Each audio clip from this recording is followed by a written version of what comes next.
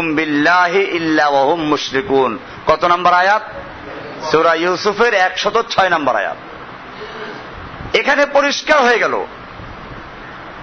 এজন্য আল্লাহর রাসূল সাল্লাল্লাহু আলাইহি ওয়াসাল্লাম বলছেন যে দুইজন লোক, একজন লোক একটা মাছির কারণে জাহান্নামে চলে গেছে, আর একজন লোক একটা মাছির কারণে জান্নাতে চলে গেছে।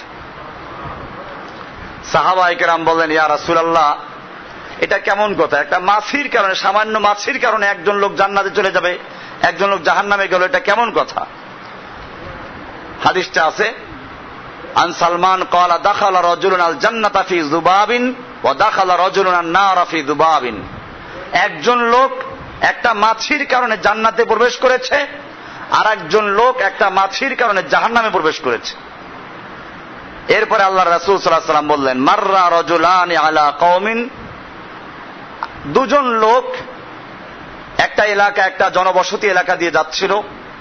কদ আকাফু আলা সানামিন লাহুম, ওই রাস্তার পাশে একটা মূর্তি ছিল বা মাজার ছিল, যেখানে তারা সবসময় নীরবে দাঁড়িয়ে থাকতো, নীরবতা পালন করত।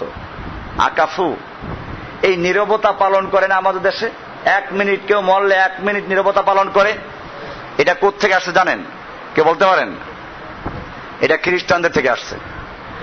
খ্রিস্টানদের ধর্মীয় মত হচ্ছে এই, যীশু খ্রিস্ট খ্রিস্টানদের সমস্ত পাপ নিয়ে উনি এই জন্য ক্রুশবিদ্ধ হয়েছেন, ওদের সব পাপ মোচন হয়ে গেছে। এই জন্য যখনই কোনো ব্যক্তি মারা যায়, তখন যীশু খ্রিস্ট এসে ওর রুহটা নিয়ে যায়। তো রুহ নিতে আসলে যেন হইচই না হয়, এই জন্য কি করতে হবে? একেবারে নীরব নিশ্ছিদ্র পরিবেশ থাকতে হবে, যেখানে কোন রকম হইচই, কোন রকম কথাবার্তা না হয়। কারণ যীশু খ্রিস্ট আসবেন। যীশু এসে ওর রুহটাকে নিয়ে যায় পূত পবিত্র অবস্থায়। এই জন্য কি করতে হয়? 1 মিনিট নীরবতা পালন করতে হয়। তাহলে এই যে 1 মিনিট নীরবতা পালন করা, এটার জন্মসূত্র পাওয়া গেল। এখানে হাদিসে আছে, আকাফু আলা সানামিন লাহুম, ওরা এখানে নীরবে দাঁড়িয়ে থাকতো। আমাদের দেশেও দেখবেন যত মাজার সব কোথায়? রাস্তার পাশে। মনে হয় যেন সবগুলো মরছে গিয়ে রাস্তার পাশে। তা আবার রাস্তা বলতে রেল লাইনের পাশে না, কোন রাস্তার পাশে?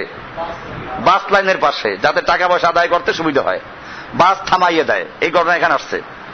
লা ইয়ামুররু আলাইনা লিয়াউমা আহাদুন ইল্লা কদ্দামা শাইআন, ওখান দিয়ে যে কেউ যায়, কেউ যেতে হলে তাকে কিছু দিয়ে যেতে হবে। আমার দেশে যাওয়ার পথে ফরিদপুর পার হলে একটা মাজার আছে, বিসমিল্লাহ শাহ মাজার। স্পিড ব্রেকার দেওয়া খুব বড় আকারে, যে কোনো গাড়ি থামতেই হবে, উপায় নাই, টাকা দাও। আল্লাহ বোধহয় বাঁচাই চোরার থেকে, কারণ এখন একটা বাইপাস রোড হয়ে গেছে, এখন ওই রাস্তার পরে না। এখন এইবার আসলাম তো ওই রাস্তা পরে নাই, মানে বাইপাস দিয়ে চলে আসছে। একটা শিরকের থেকে আল্লাহ বোধহয় বাঁচাইছে কিছু মানুষকে। একবার মাগরিবের সালাতের টাইম হয়ে গেল, তো বাসওয়ালা ওইখানে গিয়ে থামাই দিল নামাজ পড়ার জন্য। আমি বললাম যে সামনে যাও। এখন সব পাবলিক, যারা সাধারণ পাবলিক, তারা বলে হুজুর নামাজ পড়ার জন্য গাড়ি থামাই দেবে, আর হুজুর বলতেছে গাড়ি চালাও সামনে। এটা উল্টো হয়ে গেল না? তো সবাই একটু কেমন কেমন, হুজুর এটা কেমন কাজ হলে, নামাজের টাইম হয়ে গেছে, মাগরিবের টাইম, আরো সময় তো লম্বা না, তো সামনে মসজিদ অনেক দূরে, আমি দূরে না হোক যে মাঠে নামাজ পড়বো, তবে এখানে পড়বো না। কারণ কি? যেই মসজিদের সঙ্গে মাজার থাকে, বা মাজারের টাকা দিয়ে মসজিদ তৈরি হয়, মাজারের টাকা দিয়ে মসজিদ রক্ষণাবেক্ষণ চলে, ইমামের বেতন দেওয়া হয়, ওখানে সালাত হয় না, মাকরুহ তাহরিমি হয়। মাকরুহ তাহরিমি কবরস্থান নামাজ পড়ার জন্য না, কবরস্থান মানুষ মাটি দেওয়ার জন্য, ওটা কবর। তো যাই হোক, বলছিলাম যে বিষয়টা, বর্তমানে অনেক কবর আছে এরকম, লা ইয়ামুররু আলাইনা লিয়াউমা আহাদুন ইল্লা কদ্দামা শাইআন, কিছু দিয়ে যান। ফাকালু লিআহাদিহিমা, ওই দুইজনের একজনকে বলল, কদ্দিম শাইআন, কিছু জিনিস দাও, যা পারো দাও, যে যা পারেন, একটা কথা, যে যা পারেন কিছু দিয়ে যাও। ফা আবা, সে বলল যে না, আমি আল্লাহ ছাড়া কাউকে কিছু দেই না, আমি দিব না। ফা কুতিলা, তাকে হত্যা করা হলো। এবং আল্লাহ রাসূল সাল্লাল্লাহু আলাইহি ওয়াসাল্লাম বলছেন যে ফা দাখালাল জান্নাহ, সে জান্নাতে চলে গেছে। ওয়া ক্বালু লিল আখার, আর একজনকে বলল, কদ্দিম শাইআন, তুমি কিছু দাও। ফাকালু, তো সে বলল আমার তো দেওয়ার কিছু নেই, আমি খালি হাতে আছি। ফাকালু কদ্দিমু আলাউ যুবাবান, একটা মাছি হলেও দাও। এটা মাছি বলতে তুচ্ছ জিনিস কি বোঝায়, সামান্য কিছু দাও। ফাকালা ওয়াইশ যুবাব, যুবাব দিয়ে করবা কি, মাছি দিয়ে করবা কি? ও ঠিকই একটা মাছি পড়ছে, থাপ্পড় মেরে মাছিটাকে ধরে দিয়ে দিল, নেয় মাছি নাও। মাছওয়ালা তাকে ছেড়ে দিল। ফাকাদ্দামা যুবাবান ফাদাখালান নার, আল্লাহ রাসূল সাল্লাল্লাহু আলাইহি ওয়াসাল্লাম বললেন যে সে এই মাছিটাকে দেওয়ার কারণে জাহান্নামে চলে গেছে। একটা মাছি যদি এই মাজারে বা মূর্তিকে দেওয়ার কারণে জাহান্নামে চলে গিয়ে থাকে, তাহলে যারা বড় বড় ষাঁড়, মহিষ, গরু, দুম্বা, উট, ভেড়া এগুলো কিনে দেয় তারা কোথায় যাবে? এইগুলোর নাম দেয় ও মহাপবিত্র ওরস শরীফ। মহাপবিত্র, এটা ভালো করে বুঝে রাখেন, মহাপবিত্র আরবি কি জানেন কিছু? হায়রে মুসলিম, আল্লাহর 99টা নাম আছে। হাদিসে বলা আছে ইন্না লিল্লাহি তিসআতাম ওয়া তিসঈনা ইসমান, নিশ্চয় আল্লাহর 99টা নাম রয়েছে। ফামান আহসাহা, যে ব্যক্তি এই 99টা নাম আয়ত্ত করবে, তার মানে পড়বে, অর্থ বুঝবে, সে অনুযায়ী ঈমান রাখবে, আমল করবে। ফামান আহসাহা, খালি মুখস্থ করবে না, তসবির মতো মুখস্থ করলো মানলো না, তত লাভ নাই। ফামান আহসাহা, এখানে হাফেজ হয় না, খালি আহসাহা, যেগুলোকে হেস নুন করলো, আহসা হাসিউন, আয়ত্ত রাখলো, দাখালাল জান্নাহ, সে জান্নাতে প্রবেশ করবে। সেই 99টা নামের মধ্যে একটা নাম আছে কুদ্দুস। একটা নাম কি? এই কুদ্দুস শব্দের অর্থ হচ্ছে মহাপবিত্র। এটা আলেমরা বুঝবেন, কুদ্দুসুন মানে পবিত্র, কিন্তু ওখান থেকে কুদ্দুসের মুবালাগা বলে আরবিতে, মানে বেশি বুঝাবার জন্য। তাহলে কুদ্দুস মানে হচ্ছে এমনি, কুদুস মানে পবিত্র, আর কুদ্দুস মানে হচ্ছে মহাপবিত্র। তাহলে মহাপবিত্র কে?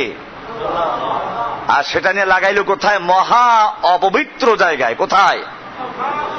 মহা অপবিত্র, যেখানে সবগুলোই অপবিত্র কাজ হয়। এই যে দেখাইলাম যায় গরু, এটা এই যে শিরিক। আপনি দেখেন একটা মাছি দেওয়ার কারণে জাহান্নামে চলে গেল, আর এখানে দিল কি? এই হাদিসটা মুসান্নাফে ইবনে আবি শাইবার ভিতরে আছে, 33,709 নম্বর হাদিস। তারপরে মুসনাদে আহমদের ভিতরে আছে জুহুদ অধ্যায়ে 22 নম্বর পৃষ্ঠায়। তারপরে খতিবের কিফায়াতে আছে 185 নম্বর পৃষ্ঠায়। আবু নুআইম আল হুলিয়া নামক কিতাবে উল্লেখ করেছেন প্রথম খণ্ডের 203 নম্বর হাদিস। বাইহাকির সোয়াবুল ঈমান অধ্যায় 6962 নম্বর হাদিস, এবং হাদিসটা সহিহ। তাহলে এই হাদিসটা আমি বললাম যে হাদিসটা একটা মাছির কারণে একটা লোক জান্নাতে চলে গেল, একটা লোক জাহান্নামে চলে গেল। তাহলে যারা মাজারে মাছি দেয় না, খালি কি দেয়? গরু দেয়, মহিষ দেয়, দুম্বা দেয়, ভেড়া দেয়, টাকা দেয়, পয়সা দেয়, তাদের অবস্থা কি? এজন্য আল্লাহ সুবহানাহু ওয়া তাআলা কোরআনুল কারীমে ঈমান কবুল হওয়ার জন্য শর্ত আরোপ করেছেন যে উযু দিয়ে নামাজ হবে ঠিকই, মাঝখানে উযু নষ্ট না হয়। কোরআনে আসছে সূরা আনআম 6 নম্বর সূরার 82 নম্বর আয়াত, আল্লাহ তাআলা বলছেন আল্লাযীনা আমানু ওয়া লাম ইয়ালবিসু ঈমানাহুম বিযুলমিন উলাইকা লাহুমুল আমনু ওয়া হুম মুহতাদুন। আল্লাযীনা আমানু, নিশ্চয় যারা ঈমান এনেছে, ওয়া লাম ইয়ালবিসু ঈমানাহুম বিযুলমিন, এবং যারা তাদের ঈমানকে জুলুমের সঙ্গে সংমিশ্রণ করে নাই, জুলুমের সঙ্গে মিলায় নাই, উলাইকা লাহুমুল আমনু, তাদের জন্যই রয়েছে আল্লাহর পক্ষ থেকে নিরাপত্তা, অহুম মুহতাদুন, এবং তারাই হচ্ছে হেদায়েত প্রাপ্ত। এখানে বলা হয়েছে যারা ঈমানের সঙ্গে জুলুমকে মিলায় নাই। এই আয়াত নাজিল হওয়ার পরে মুআজ রাদিয়াল্লাহু তাআলা আনহু বলেন যে সাহাবায়ে কেরামদের উপর এটা খুব কঠিন হয়ে গেল। শাক্কা যালিকা আলা আসহাবি রাসূলিল্লাহ সাল্লাল্লাহু আলাইহি ওয়াসাল্লাম, আল্লাহর নবীর সাহাবীদের কাছে খুব কঠিন মনে হলো এটা, এবং তারা বললেন আইয়ুনা লাম ইয়াজলিম ইয়া রাসূলুল্লাহ, আল্লাহ তাআলা বলেছেন যারা ঈমান এনেছে এবং তাদের ঈমানকে জুলুমের সঙ্গে মিশ্রণ করে নাই তাদের জন্য নিরাপত্তা, তারা হেদায়েত প্রাপ্ত। তাহলে আমাদের মধ্যে এমন কে আছে যে ইমানের সঙ্গে জুলুম মিলায় না। সবাই তো জুলুম করি, স্ত্রীর উপরে করি, সন্তানের উপরে করি, পাড়া প্রতিবেশীর উপরে করি, নিজের উপরে জুলুম করি। জুলুম তো সবার উপরেই করি। তাহলে এমন কোন ব্যক্তি আছে যে আমাদের মধ্যে জুলুম করে না? আল্লাহর রাসূল সাল্লাল্লাহু আলাইহি ওয়াসাল্লাম বললেন যে না, তোমরা যেটা বলেছো ওটা না, ওয়ালাইসা যাকা, তোমরা যেটা মনে করেছো তা নয়। এইখানে জুলুম মানে ওই জুলুম নয়। এখানে জুলুম মানে হচ্ছে ওই জুলুম, যেই জুলুম লোকমান তার পুত্রকে বলেছিল, লা তুশরিক বিল্লাহ ইন্না শিরকা লাযুলমুন আযীম, হে আমার পুত্র তুমি আল্লাহর সঙ্গে শিরিক করো না, নিশ্চয়ই শিরিক হচ্ছে সবচেয়ে বড় জুলুম। তাহলে বড় জুলুম কি? তাহলে এখানে যে আল্লাহ বলেছেন যারা ঈমান এনেছে এবং তাদের ঈমানের সঙ্গে জুলুমকে মিলায় নাই, এই জুলুম বলতে কি এখানে? শিরিক। তাহলে ঈমান কবুল হওয়ার জন্য, আমল কবুল হওয়ার জন্য শর্ত হচ্ছে যারা ঈমান আনবে কিন্তু ঈমানের সঙ্গে কোনো শিরিক মিলাতে পারবে না। যদি ঈমানের সঙ্গে শিরিক মিলে, লা ইলাহাও পড়লো, শিরিক করলো, তাহলে তার ঈমান কি? তাহলে ঈমান ভঙ্গ যে হয়, এখন পরিষ্কার হয়ে গেলেন তো? ঈমান ভঙ্গ হয়, এটা আমাদের মনে রাখতে হবে। যে ওই হাদিসগুলোর আমি জবাব দিয়েছি, মান সাল্লা সালাতানা ওয়াস্তাকবালা কিবলাতানা ওয়া আকালা যাবিহাতানা ফাযালিকাল মুসলিম, এইগুলো দিয়ে যারা আল্লাহর বিধানকে অস্বীকার করে, আল্লাহর বিধানকে যারা বরদাস্ত করতে পারে না, আল্লাহর কোরআনকে যারা বলে মসজিদে থাকবে, এদেরকে বলে মুসলমান। কারণ নামাজ পড়ে, ঈদগাহে যায়, অথচ আল্লাহর হুকুম তারা অস্বীকার করে। এই জন্য মনে রাখতে হবে, আল্লাহ সুবহানাহু ওয়া তাআলা পরিষ্কার করে দিয়েছেন, ওয়াকাল আল্লাহু লা তাত্তাখিযু ইলাহাইন ইসনাইন, তোমরা দুই আল্লাহ বানাবে না। দুই আল্লাহ কেমনে বানায়? মসজিদে মানে আল্লাহর বিধান, বাহিরে মানে কি? আর এক আল্লাহ, গায়রুল্লাহর বিধান। আল্লাহ বলছেন লা তাত্তাখিযু ইলাহাইন ইসনাইন, লা তাত্তাখিযু বানাবে না, ইলাহাইনে দুই আল্লাহ, ইসনাইন আবার ব্যাখ্যা দিলেন, দুই আল্লাহ বানাবে না।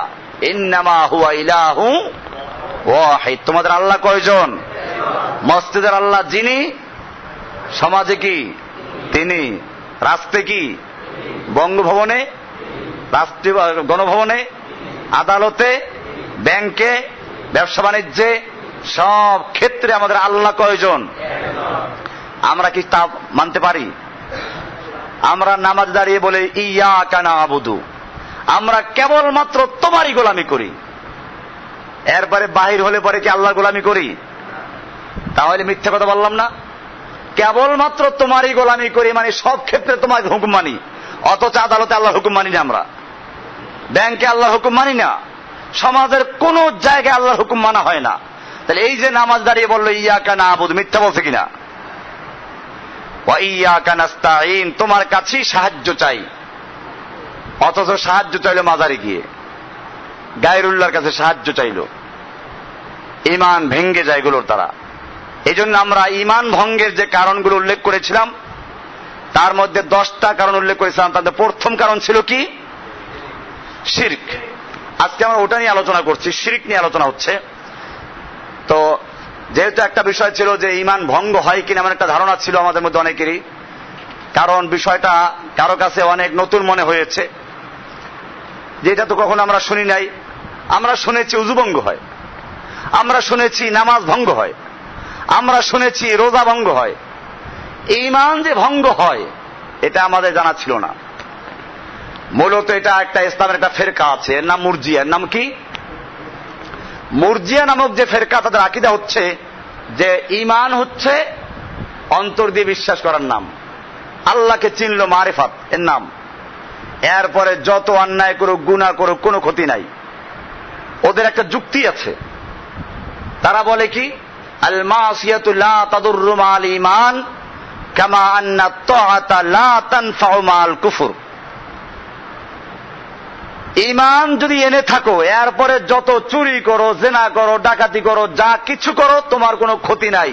যেমন ভাবে কাফের অবস্থায় ইবাদত করলে কোনো লাভ নাই, ঈমান না এনে ইবাদত করলে কোনো লাভ আছে? কোনো লাভ নাই। তো ঈমান না এনে ইবাদত করলে যেমন কোনো লাভ নাই, তো ঈমান এনে গুনাহ করলেও কোনো ক্ষতি নাই। ইমান আর যাবে না। এই লোকগুলোর নাম কি? মুরজিয়া। আমরা দেখালাম কোরআনের আয়াত থেকে যে না, ইমান ভেঙ্গে যায়।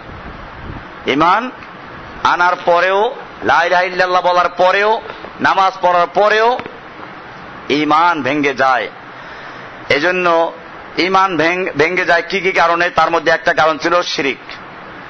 যে শিরিক মানেটা কি? শিরিক শব্দের অর্থ হচ্ছে অংশীদারিত্ব, অংশীবাদ, মিলানো, সমকক্ষ করা, অংশী স্থির করা, সমান করা, ভাগাভাগি করা, সম্পৃক্ত করা। এই সবগুলো হচ্ছে কিসের অর্থ? শিরকুন শব্দের অর্থ।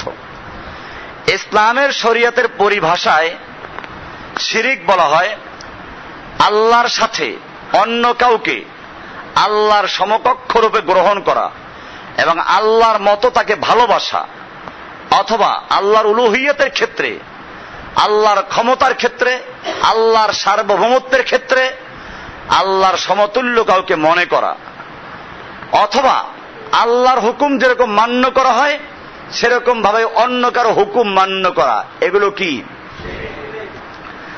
আসুন আমরা দেখি, আমরা যে শিরিক বললাম যে আল্লাহর ক্ষমতার মধ্যে কাউকে অংশীদার বানানো, আমরা মুসলিমরা বলি আশহাদু আল্লা ইলাহা ইল্লাল্লাহ, আল্লাহ ছাড়া আর কোন ইলাহ নেই। মানে কি? সার্বভৌম ক্ষমতার মালিক কে? এটা সূরায়ে আল ইমরানের 26 নম্বর আয়াতে পরিষ্কার করা আছে, কুলিল্লাহুম্মা মালিকাল মুলক, হে নবী আপনি জানিয়ে দিন, কুল আল্লাহুম্মা মালিকাল মুলক, আল্লাহ হচ্ছেন সমস্ত ক্ষমতার মালিক। সমস্ত ক্ষমতার মালিক কে? তুতিল মুলকা মান তাশাউ, তুমি যাকে ইচ্ছে করো তাকে ক্ষমতা দান করো। তাহলে ক্ষমতা দেওয়ার একমাত্র মালিক কে? এরপরে বলছেন ওয়া তানজিউল মুলকা মিম্মান তাশাউ, তুমি যার থেকে ইচ্ছা ক্ষমতা ছিনিয়ে নাও। অত ইজ্জু মান তাশাউ, তুমি যাকে ইচ্ছা ইজ্জত দান করো। অত জিল্লু মান তাশাউ, যাকে ইচ্ছা অপমান করো। সব কিছু ক্ষমতার মালিক কে? এটা ক্লিয়ার? এবারে আসুন, যদি কেউ মনে করে জনগণ সমস্ত ক্ষমতার মালিক, তাহলে সে আল্লাহর সঙ্গে মিলাইল কিনা? এরকম ভাবে আল্লাহকে রব বলে বিশ্বাস করতে হবে। আল্লাহ রব। এখন আমি আল্লাহকে রব বললাম, রব মানে কি? দেখেন একটা জিনিস খেয়াল করবেন, এটা বোঝার জিনিস। আইন কাকে বলে বলতে পারেন? আইন বলে সার্বভৌম ক্ষমতার মালিকের হুকুম যেটা, ওইটার নাম কি? আইন। যেখানে যার অধিকার আছে। এইখানে মনে করেন একটা হাসপাতালে আমরা আছি, এটার একজন মালিক আছেন। ওই মালিক মানি হচ্ছে এখানের ক্ষমতা তার হাতে। এখন উনি এখানে যেটা বলবেন সেটা কি? আর আমি যদি এখানে সারাদিনও কমান্ড দেই কর্মচারীদেরকে, কেউ মানবে? কেন মানবে না? আমার কমান্ড আছে কিন্তু ক্ষমতা নাই।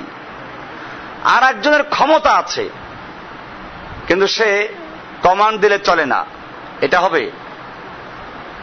এই জন্য দেখবেন এই যে সংসদে যারা বসে তারা কিন্তু ক্ষমতা নিয়ে বসে। জনগণ, আমাদের দেশে সংবিধানে লেখা আছে 7-1, যেটা আগের সংবিধান ছিল, এখনটা জানি না, এখন দেখি না, নতুনটা পাই না এখন হাতে। পুরাতন সংবিধান যেটা, ওটা 7-1, অনুচ্ছেদ 7 ধারা 1 বলা আছে প্রজাতন্ত্রের সকল ক্ষমতার মালিক জনগণ। এর আগেরটাই ছিল সকল ক্ষমতার উৎস জনগণ। এখন আবার একটু সহজ করছে এটাকে বাংলা, যে প্রজাতন্ত্রের সকল ক্ষমতার মালিক জনগণ। তার মানে আগেরটা কোরআনের সঙ্গে সরাসরি সংঘর্ষ হয় নাই, এটা সরাসরি কি হয়েছে? সংঘর্ষ হয়েছে। আচ্ছা, জনগণ ক্ষমতার মালিক হলো, জনগণের পরে ভোট দিয়ে এই ক্ষমতাটা হস্তান্তর করলো কাদেরকে? এমপিদেরকে। এখন এমপিদের মধ্যে যারা সংখ্যাগরিষ্ঠ যে দলটা পাইল তারা কি হলো? এখন ক্ষমতার মালিক হয়ে গেল। এবারে সার্বভৌম ক্ষমতার মালিক তারা। মালিক হয়ে যাওয়ার পরে এখন ওখান থেকে যে কথাটা বলে সেটা কি হয়?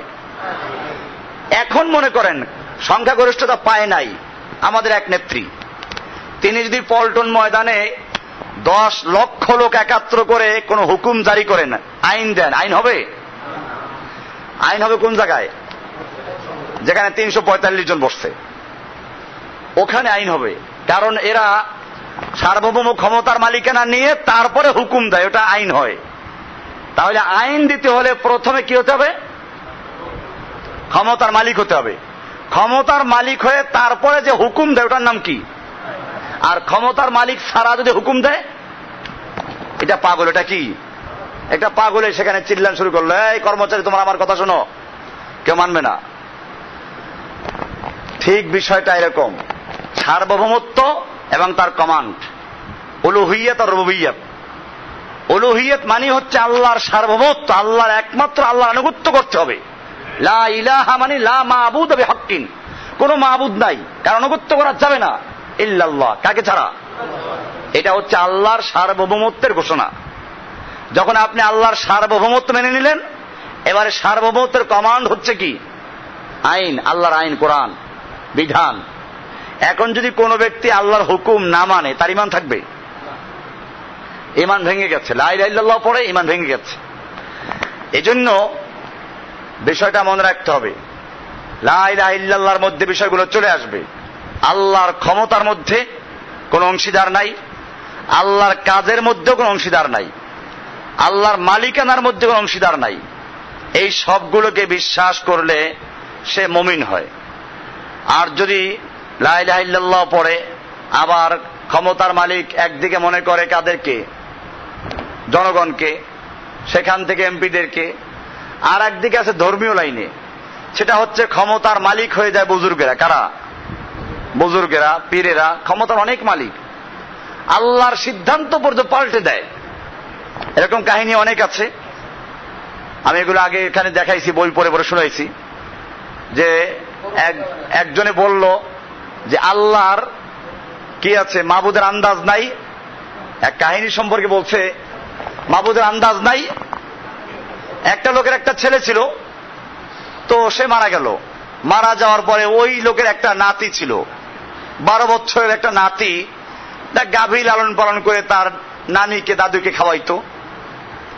কয়েকদিন পর নাতিটাও মারা গেল, লাশটা নিয়ে কাঁদতেছে।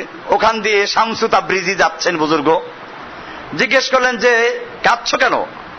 বলে আপনাকে বলে লাভটা কি, আমার একটা ছেলে ছিল, সে মারা গেল, তাকে আল্লাহ নিয়ে গেল। ছিল এই 12 বছরের নাতিটা, যে কোন রকম একটা গাভী লালন পালন করে আমাকে দুগ্ধ খাওয়াইয়া বাঁচাই রাখতো, এখন তার লাশটা দেখতে পাচ্ছেন, এই দুঃখে কাঁদছি। বুজুর্গ সাহেব জিজ্ঞেস করলেন এই ঘটনা কি সত্য? মহিলা বৃদ্ধা উত্তর দিলেন সত্য হওয়াতে কোনো সন্দেহ নাই। তখনই বুজুর্গ সাহেব বলিলেন, হে ছেলে, তুমি আমার নির্দেশে দাঁড়িয়ে যাও। ছেলে দাঁড়িয়ে গেল, জীবিত হয়ে গেল। এরপরে ওই দাদি জিজ্ঞেস করলেন, তুমি তো মরেছিলে, কেমনে জীবিত হইলা? এই বুজুর্গ সাহেব আমাকে জীবিত করেছেন। এই কথা কয়েকবার লেখা, মানে তাতে ভালো করে শিরকটা মজবুত হয়। এই খবর খাঁটি মুসলমান বাদশার কাছে পৌঁছানো হলো। বাদশাহ বুজুর্গ সাহেবকে ডাকাইয়া জিজ্ঞেস করলেন যে হুজুর, আপনি এই বৃদ্ধার নাতিকে কিভাবে জীবিত করলেন? বুজুর্গ সাহেব বলিলেন, আমি বলেছি, হে ছেলে, তুমি আমার হুকুমে দাঁড়িয়ে যাও। বাদশাহ বলিলেন, আফসোস, আপনি যদি বলতেন আল্লাহর হুকুমে দাঁড়িয়ে যাও।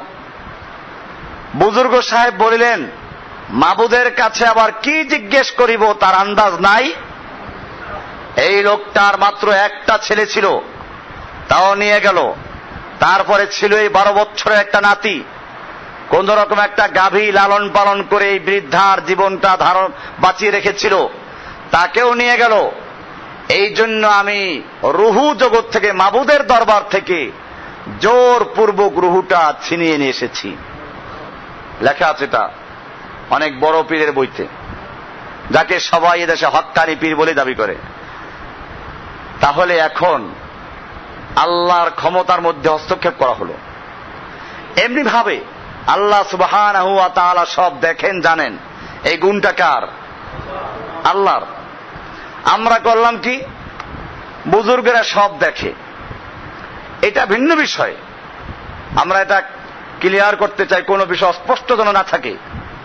কারামতকে আমরা অস্বীকার করি না, কারামতের আউলিয়াকে আমরা অস্বীকার, আউলিয়াদের কারামত আছে, এটা খুব ভালো করে বোঝার চেষ্টা করবেন, কারণ এইগুলো ক্লিয়ার না বুঝলে সমস্যা হয়। আমরা কি বলতে চাই এটা বুঝে না, না বুঝেই খামাখা বিরোধিতা করে।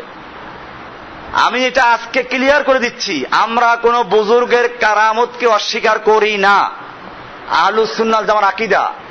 তাই বলে কোরআন সুন্নাহর বিরুদ্ধে যদি কোনো কারামত নামে কিছু করা হয় তাও বিশ্বাস করি না। আসুন এবার দলিল নেন, নবীদের মৌজুদা থেকে শুরু করি। আমাদের নবী সাল্লাল্লাহু আলাইহি ওয়াসাল্লাম একদিকে বদরের যুদ্ধের আগের রাত্রে সাহাবায়ে কেরামদেরকে বলে দিলেন, ভয় পেও না, কালকে দেখবা এইখানে আবু জাহেলের লাশ, এখানে উতবার লাশ, এখানে সাহেবার লাশ।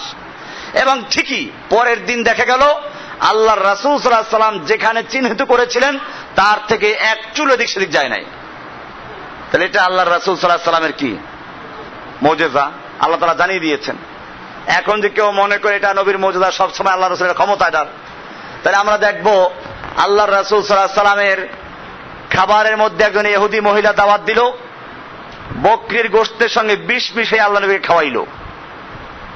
এটা দেখলেন না কেন? আল্লাহ তাআলা দেখান নাই। আল্লাহ তাআলা দেখানোর পরে তিনি দেখেছেন, আল্লাহ জানাবার পরে জেনেছেন। আল্লাহর নবীর স্ত্রী আয়েশা রাদিয়াল্লাহু তাআলা আনহার উপরে একদল লোক একটা মিথ্যা অপবাদ দিল, জেনার তহমাত দিল। আল্লাহ নবী সাল্লাল্লাহু আলাইহি ওয়াসাল্লাম আয়েশাকে গিয়ে বললেন, যদি লাউ আজনাবতি, যদি তুমি কোনো গুনাহ করে থাকো তাহলে আল্লাহর কাছে তওবা করো। হযরত আয়েশা বলেন যে আমার এই কথা তীরের মতো কলিজার মধ্যে আঘাত করলো। আমি বললাম যে আমাকে আমার আব্বার কাছে পৌঁছে দেন।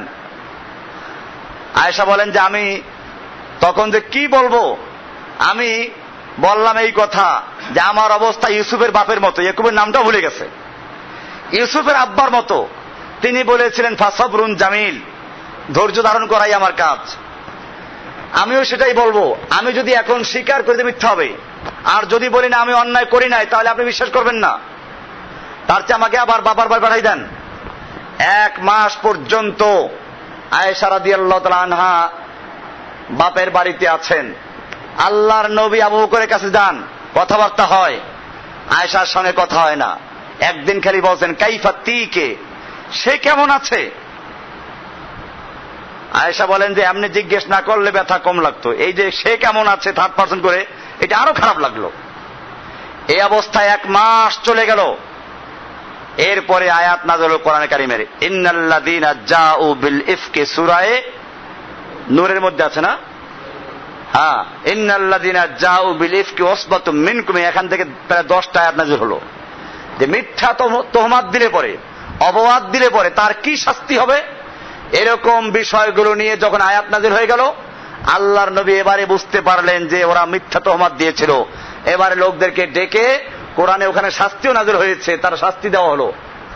এমনি ভাবে ইয়াকুব আলাইহিস সালামের ঘটনাও চলে আসছে। ইউসুফকে জেলে ওরা কুয়ার ভিতরে নিক্ষেপ করে গিয়ে বলল যে ওকে বাগে নিয়ে গেছে। ইয়াকুব আলাইহিস সালাম বললেন যে ফাসাবরুন জামিল, সবরে জামিল আমার কাজ। আর কোনো কথা বলেন নাই, আমি ইউসুফের ঘ্রাণ পাচ্ছি, সে জীবিত আছে, এটা বলছেন নাকি? কিন্তু প্রায় 35 বছর পরে যখন ইউসুফের ভাইদের সঙ্গে পরিচয় হলো, এরপরে ইউসুফ নিজের পরিচয় দিলেন, বাবার খবর জানলেন, তারপরে বলেন জামাটা নিয়ে যাও, আব্বাজানের চোখে লাগিয়ে দাও, চোখ ভালো হয়ে যাবে। জামা নিয়ে রওনা হচ্ছে মিশর থেকে। আর ইয়াকুব আলাইহিস সালাম বাড়িতে বসে বলছেন, কোরআন বলছে ইন্নী লাআজিদু রিহা ইউসুফ লাউলা আন তুফান্নিদুন, আমি ইউসুফের ঘ্রাণ পাচ্ছি যদি তোমরা আমাকে মানসিক রোগী না বলো, সেই পুরান পাগল না বলো, তাহলে আমি বলবো আমি ইউসুফের ঘ্রাণ পাচ্ছি। আপনি এখন নিজেকে জিজ্ঞেস করেন যে তুমি এখন 35 বছর পরে মিশরের থেকে ইউসুফের জামার ঘ্রাণ পাচ্ছ, আর যখন ইউসুফ তোমার বাড়ির পাশে কূপের মধ্যে পড়ে আছে তখন তুমি কেন ঘ্রাণ পাও নাই? উত্তর কি হবে? যেদিন ইউসুফ বাড়ির পাশে কুয়ায়, কেনানের কুয়ায় পড়েছিল, ওই সময় আল্লাহ তাআলা ঘ্রাণ পাওয়ান নাই বলে ঘ্রাণ পাই নাই। আর যখন মিশরের থেকে জামা নিয়ে রওনা হলো, আল্লাহ সুবহানাহু ওয়া তাআলা ঘ্রাণ পাওয়াই দিয়েছেন, তাই ঘ্রাণ পেয়েছে। এটা বুঝতে হবে। এরকম ভাবে বুজুর্গদের কাহিনী। ওমর ইবনুল খাত্তাবের একটা হাদিস আছে, যদি ওই হাদিসটা কেউ দুর্বল বলেছেন, মেম্বারে খুতবা দিচ্ছেন, সেই সময় হঠাৎ করে বললেন ইয়া সারিয়া আল জাবাল, হে সারিয়া পাহাড়ে থাকো, পাহাড়ে দিয়ে লক্ষ্য রাখো। সারিয়া ছিলেন একজন কমান্ডার যুদ্ধের, অনেক দূরে যুদ্ধ হচ্ছিল, যুদ্ধে তারা পাহাড়ের উপরে ছিল, বিজয় লাভ করেছে, শত্রু বাহিনী পালায় নাই, তারা ওত পেতে বসে আছে পাহাড়ের নিচে, নামার সময় আবার হামলা করবে। ওমর বিন খাত্তাব মসজিদে নববীর মেম্বারে খুতবা দিচ্ছিলেন, তখন এই দৃশ্য দেখে বলে দিলেন, ইয়া সারিয়া আল জাবাল, হে সারিয়া পাহাড়ের দিকে লক্ষ্য রাখো। নামাজের শেষে সাহাবীরা জিজ্ঞেস করেন, খুতবার মধ্যে আপনি কি বললেন? এখন তো আমরা খুতবা দেই কেউ বুঝে না, কি বললেন আপনি? ওই যে বললাম, ওই যে সাহাবী সারিয়ার নেতৃত্বে যুদ্ধ হচ্ছিল, ওখানে এই পরিস্থিতি ছিল, আমি কমান্ড দিলাম। বলে আপনার কমান্ড কি তারা শুনেছে? বলে হ্যাঁ শুনেছে, অবশ্যই শুনেছে। আসার পরে জিজ্ঞেস করেছে, বললো যে হ্যাঁ হ্যাঁ, আমরা মসজিদে নববীতে বসে ওমর বিন খাত্তাবের আওয়াজ যেরকম শুনতে পাই ঠিক সেরকম স্পষ্টভাবে শুনতে পেয়েছি। হাদিসটা কেউ কেউ জয়ীফ বলেছেন, তো যদি আমরা সহি মেনেও নেই তো আমরা বলবো যে একটা তার কারামত। আচ্ছা আসুন, এই ওমর ইবনে খাত্তাব কেমনে নিহত হয়েছেন আপনারা জানেন?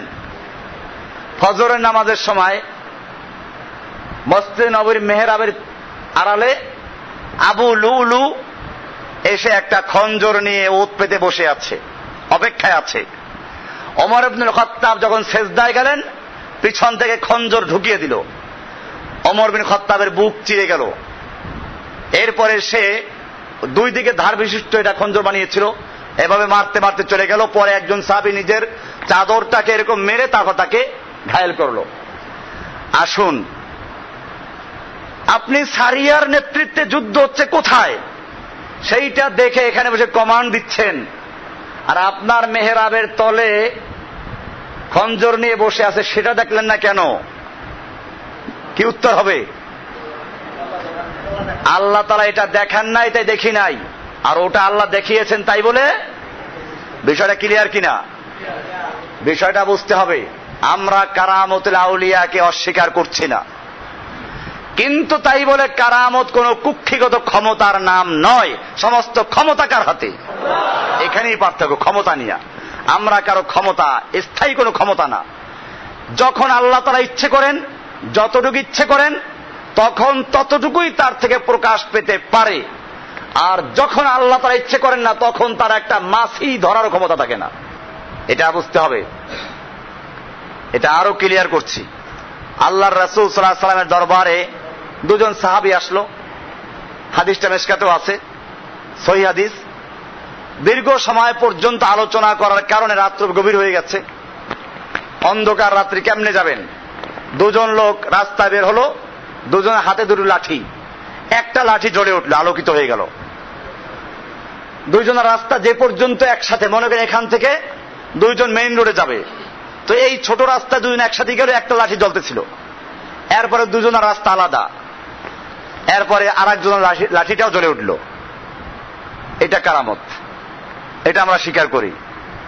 তবে শর্ত যদি কোরআন সুন্নাহর কোনো কিছুর সাথে খেলাফ না হয়, আর কোরআন সুন্নাহর সাথে যদি পরিপন্থী হয়, তাহলে এই কারামত মানা যাবে না।